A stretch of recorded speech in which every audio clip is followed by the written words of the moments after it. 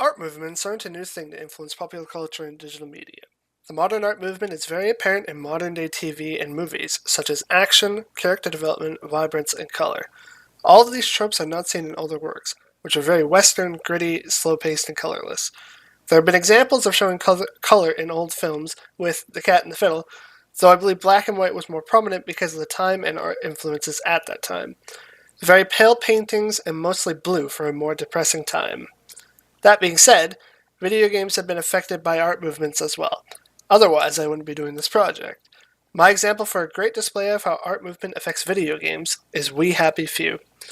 We Happy Few is published by Gearbox Studios and Compulsion Games.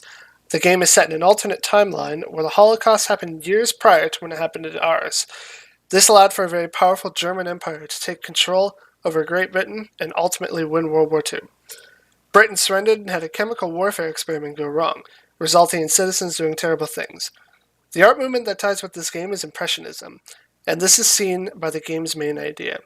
The main premise is that everyone wants to forget the loss of the war and the horrors of it, so they invent a drug known simply as joy, which blocks out the harsh reality they live in, and making everything seem more lively and bright. Impressionism is a perfect example for this game, as Impressionism is simply perceived reality, what the mind sees before the eye. Impressionism's core concept is to look past what you just see with your eye, and let your mind take over.